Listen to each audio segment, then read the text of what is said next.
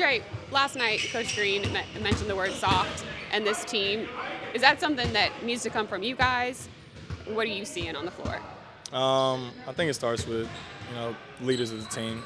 We got to speak up early on things. There was a little huddle at half court right before we started third quarter.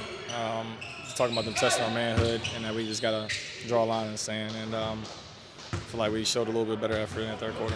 Is it hard to find this late in the season, though, or is it something that you can get? There's people that would dream to be in this position. So, no, I try to keep perspective and, just understand I'm playing basketball for a living. Like, this is fun. And I just know how much I missed playing during the offseason, so just not ready for that to start yet. Trey, is it safe to say a lot of the physicality, toughness walked out the door over the summer when Najee left, like Larry, Dyson, all those guys, and it's kind of a void that really hasn't been replaced yet by you guys? I mean, we definitely miss those guys a lot. I mean, they're a hell of a players as you see what they're doing now in their teams right now. So, I mean, it's hard to replace that, especially in the second unit guys, but, I mean, it's still something that we have to, translate to the game.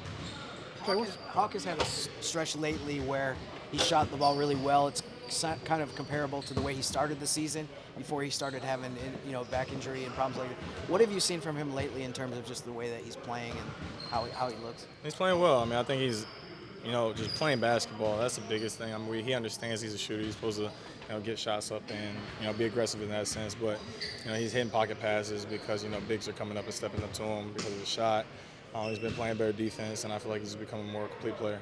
Hey, what's kind of the mindset of this team going through these last 15 or however many games it is left? One day at a time, one foot in front of the other, and just try to, just play for like a reason. Like you want to go out there and just win the game, win games and stuff like that. We're not out there trying to lose. We're actively trying to win games and, just put out a good product. Trey, physically, how are you feeling? Because I think since you've come back from injury, you're one of the top players in minutes played since, like I said, the return from injury. I'll be all right. Yeah, I'll be all right. You've never played like this many minutes in your career. Do you feel like that, not the wear and tear, but just do you feel like just the more exertion from game to game? Everybody in the league is feeling something right now. I mean, it's my job to take care of my body and do the things necessary in order to be ready for the game. So I'm taking all those precautions and I'm doing what I need to do.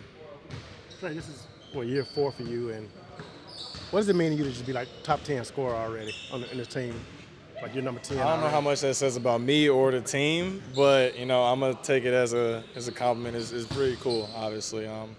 My goal is to be one of the top 10 scorers in history. So it's cool to finally get into the franchise and just keep playing, put my best foot forward, be the best player I can be. Have you looked at the list though and just saw that? Have you looked at the names on the list ahead? No, I haven't actually. Who are the names on the list of you? Jonas is right ahead of you. Jonas is ahead of me?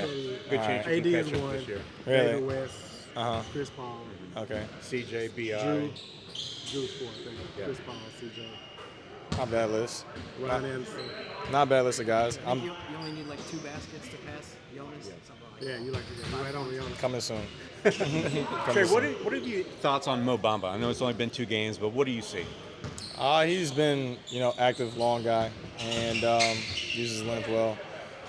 And he's a smart basketball player, so I feel like he's, trying to figure himself out too. Like it's tough coming into a team and, trying to find your role. When we got a bunch of guys that are playing that don't normally play as well too. So we're just all trying to figure each other out. And Mo's been a good guy and also a good locker room guy too. Like I know Mo for a little while being in the league, and a good friend of mine. So he's always been a good guy to have around too. Yeah, he said he's known you actually the longest when he first came over here. Yeah.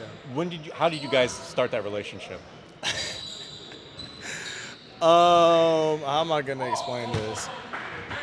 I was trying to get into somewhere, and he was in front of me, and he said I could come in with him where he was. So, and we became cool since then.